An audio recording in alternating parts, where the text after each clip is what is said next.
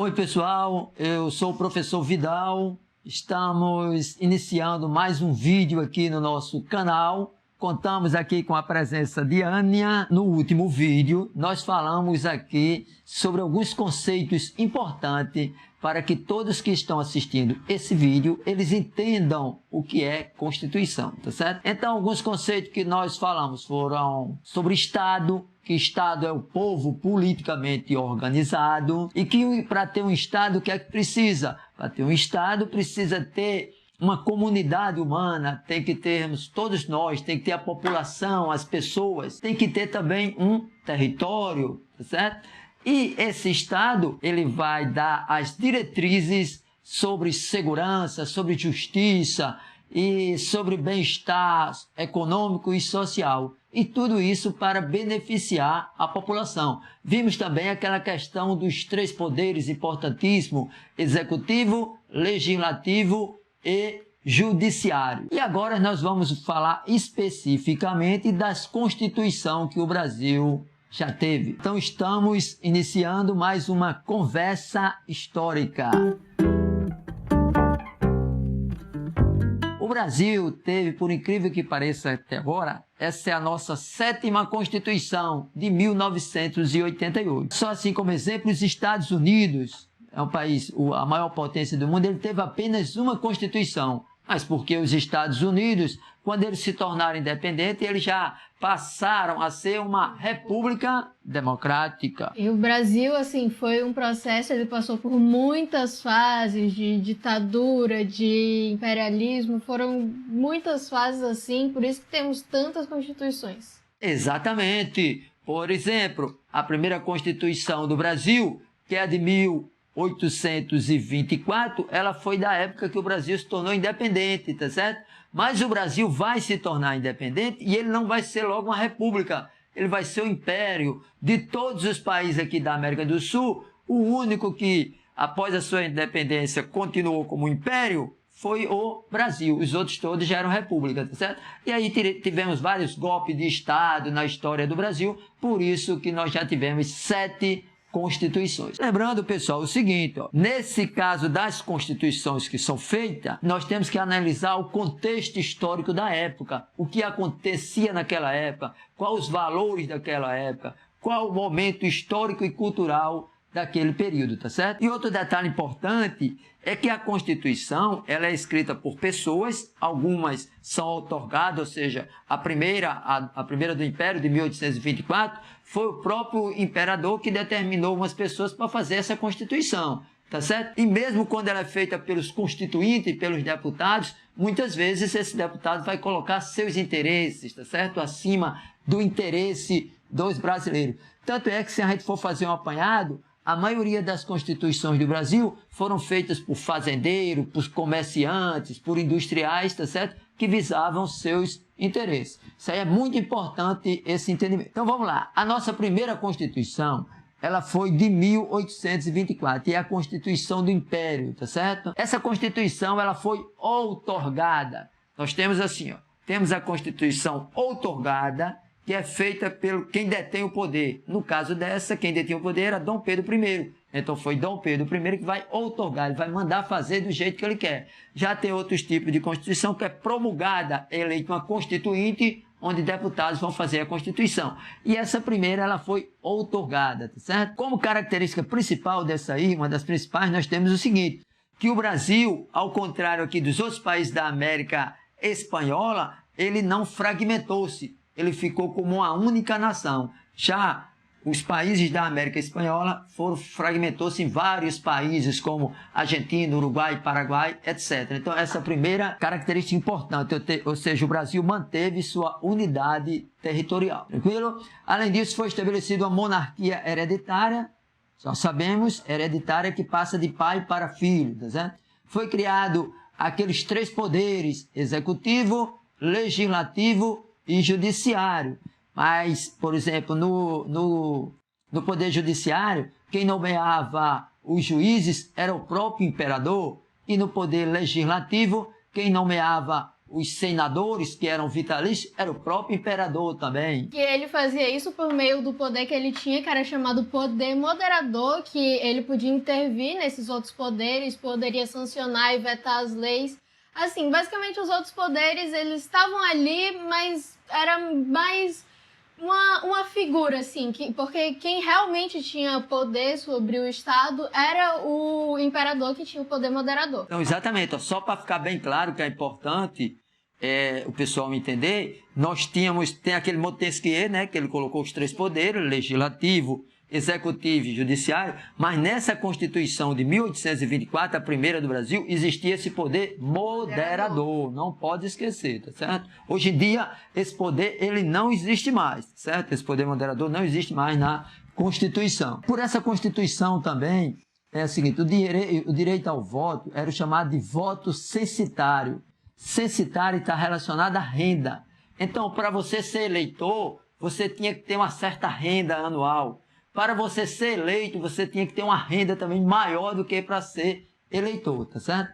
Então, era o voto censitário por renda. Só fazendo uma comparação, né? Atualmente no Brasil não existe mais essa parte do voto censitário, tá certo? Agora... Mas tem um detalhe importante que é na questão que nós falamos para você ser candidato. Por exemplo, se eu quiser me candidatar a vereador, a deputado, eu tenho que me filiar a um partido político. Eu não posso, avulso, ser candidato. O que é errado, deveria se mudar. Qualquer pessoa poderia se candidatar. Porque quando você tem que se filiar a um partido, aí os caciques, os chefes daquele partido, é quem vai decidir quem vai ser os candidatos. Eles que vão moldar toda a sua campanha. Visando seus interesses, sim, né? Sim. Então é um negócio que algumas pessoas já pensam em fazer essa mudança. Qualquer um se candidatar também. Você chega numa cidade qualquer, não, quero me candidatar a vereador, bota lá, Vidal para vereador, entenderam? Então vamos ver essa situação aí depois. Também nessa Constituição de 1824, um detalhe importante. Ó. Foi estabelecido o catolicismo como a religião oficial do país. Então, tipo assim, não é como hoje em dia, que o Estado é laico, a religião era o catolicismo. E nesse catolicismo tinha o padroado, que era o imperador também tinha o poder sobre a religião. O padroado era o quê? Era quando o imperador, ele escolhia, tipo, todos os cargos eclesiásticos, tipo, escolhia o sacerdote, tudo isso, quem escolhia era o imperador.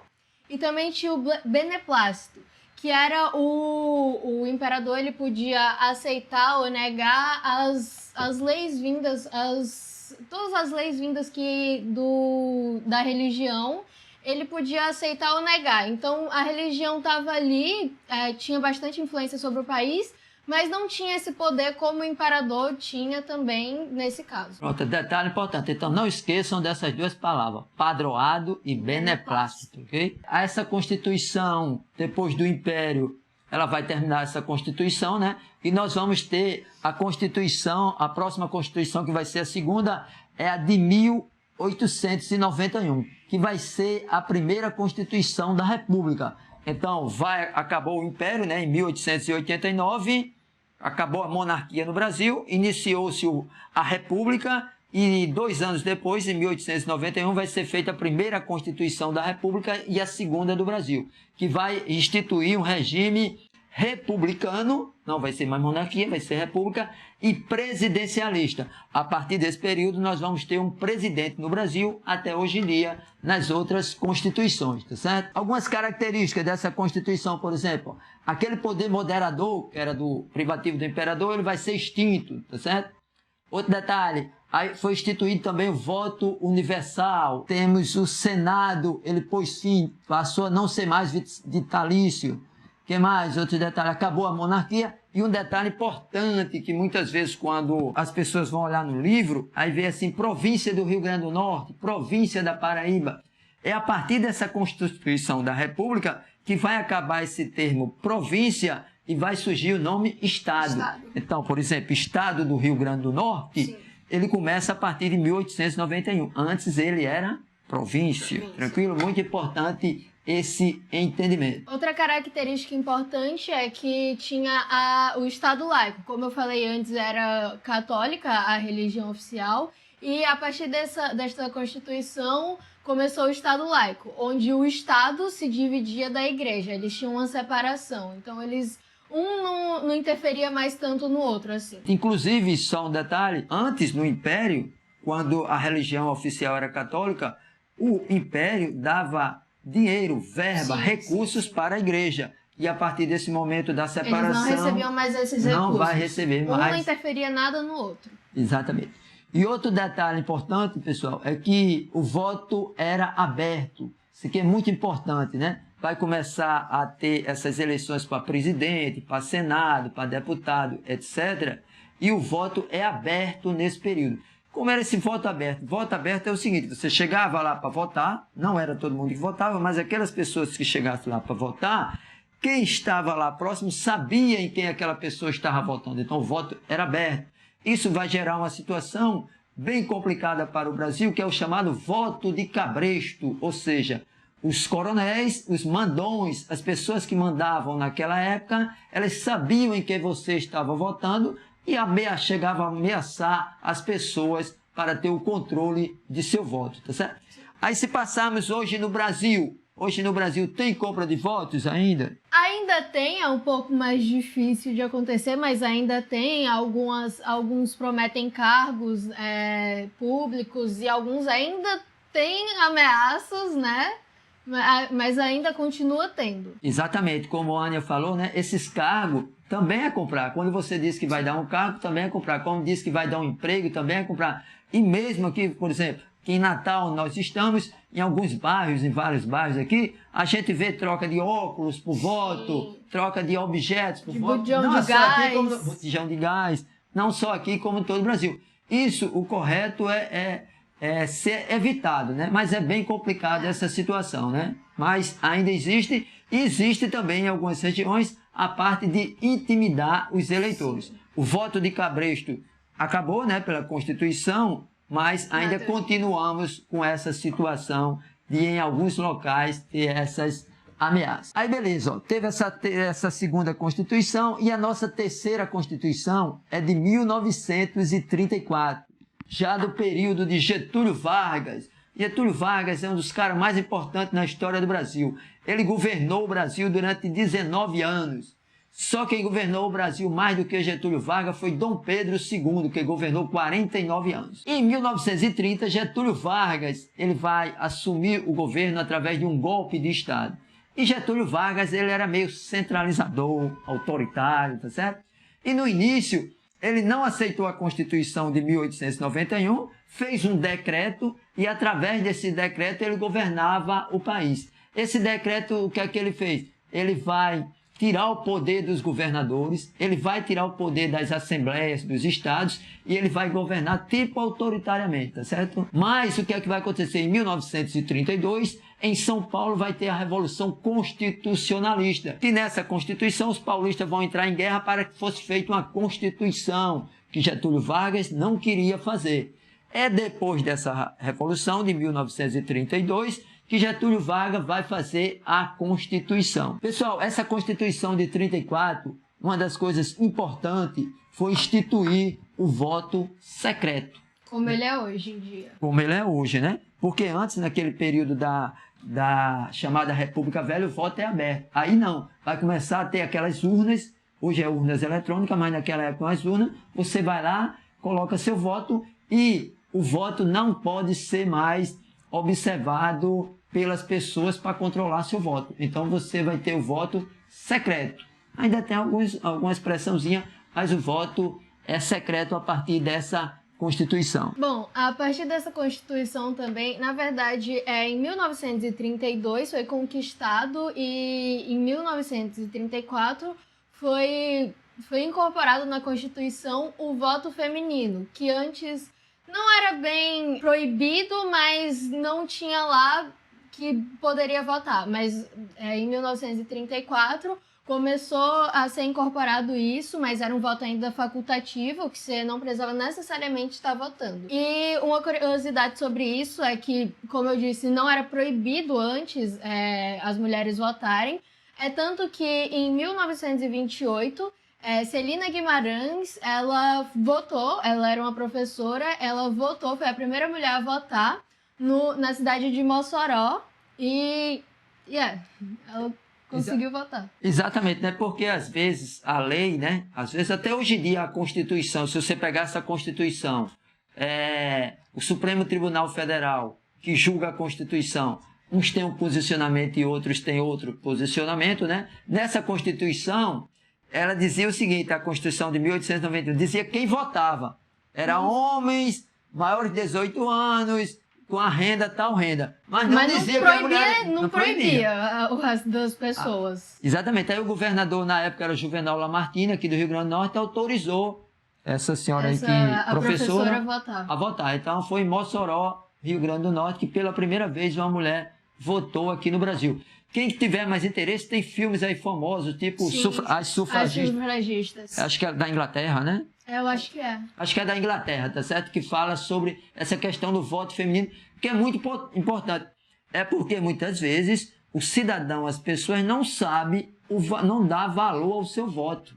Mas o voto é quem decide quem vai assumir o poder no Brasil. Isso interfere muito em sua vida, assim. Exatamente. Curiosidade, só essa Constituição de 34, né, 1934, ela foi a que menos durou apenas 3 anos. Por quê? Porque em 1937, Getúlio Vargas ele vai dar um golpe dentro do golpe. Ele já tinha assumido através de um golpe em 1930. Ele fez outro golpe dentro do golpe dele. Exatamente, vai fazer um golpe pior ainda. Em 1937, ele vai assumir o poder de forma ditatorial, tá certo? Então, de 37 até 45, ele vai assumir como ditador realmente, tá certo? E essa Constituição, ela foi feita por uma pessoa de confiança lá de Getúlio Vargas e ela vai estabelecer, vai dar todos os poderes a Getúlio Vargas. Ele vai criar um sistema chamado de Estado Novo, porque ele dizia, era tipo assim, ó, o que passou antes de 37 era o Estado velho, que não prestava. Agora não, é Getúlio Vargas, é um ditador, é um novo Estado, com novas características, trazendo mais benefícios para todos. Não foi bem assim, teve coisas boas e coisas ruins, tá certo? Então essa Constituição, ela vai instituir censura, vai ser criado também nesse período até o DIP, que é o Departamento de Informação e Propaganda, que Getúlio Vargas vai controlar a imprensa, vai controlar as pessoas e vai fazer a sua propaganda, tá certo? E nessa Constituição também foi extinto o poder legislativo que a gente tinha, e assim passou a não existir mais as câmaras de vereadores, as câmaras estaduais, e o poder foi centralizado em Getúlio Vargas. Virou um governo centralizador que ficou todo o poder em Getúlio Vargas. Exatamente. Então essa foi a Constituição de 1937. A 5ª Constituição vai ser a Constituição de 1946. Depois desse período de Getúlio Vargas até 45, é o período da Segunda Guerra Mundial, onde os países aliados, eles derrotaram aqueles partidos, aqueles governos totalitários de Hitler, de Mussolini. E aqui no Brasil era um ditador, né? Getúlio Vargas. Então o que é que o pessoal vai fazer? Não, os conservadores vão tirar Getúlio Vargas. Se a gente lutou contra uma ditadura, vai deixar um ditador aqui no Brasil.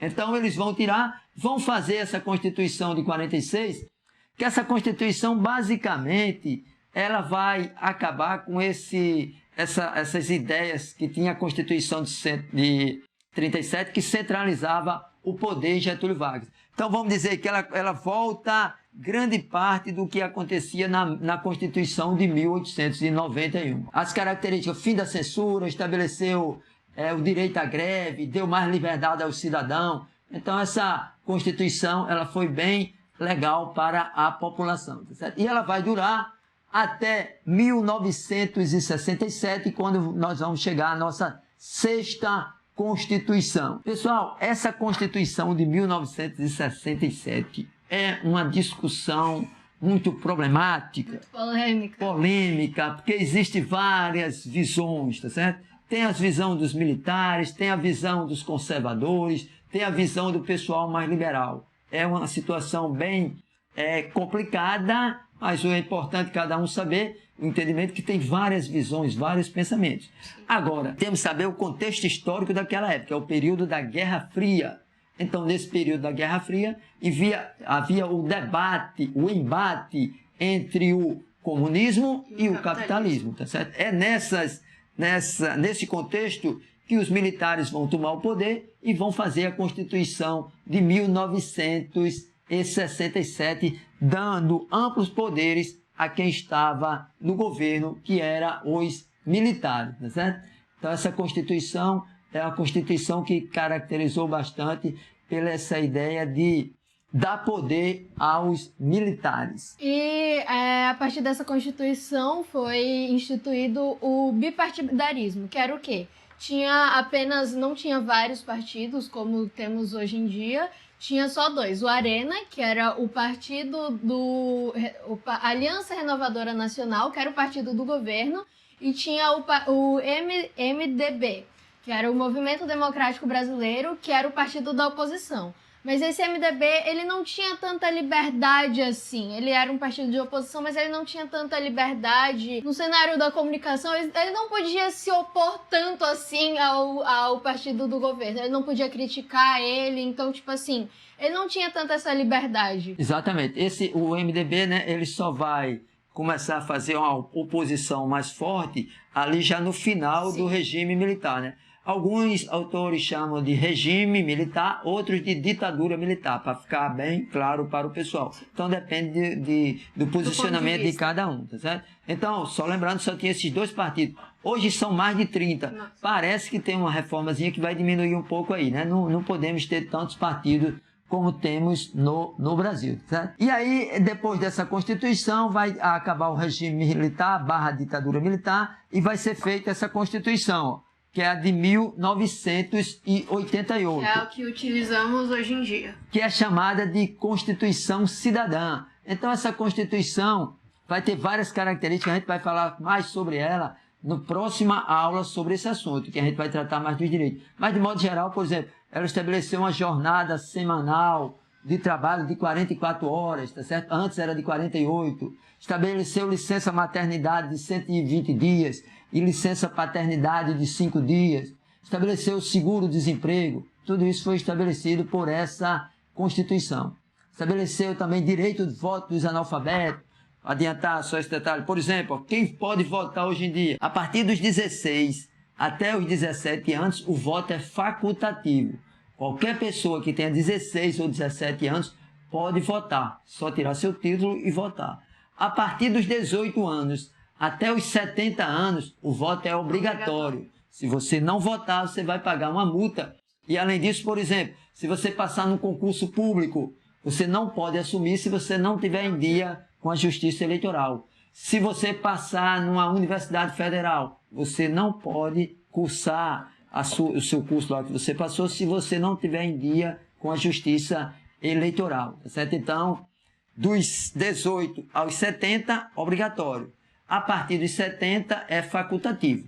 Viram? Então, 16, 17 facultativo, 18 até os 70 obrigatório e depois dos 70 ele é facultativo. Nessa Constituição também tivemos alguns mais direitos para a população indígena e quilombola, que eles começaram a poder ocupar as terras que eram suas anteriormente, e eles podiam ter essas terras para eles tinham direito dessas terras.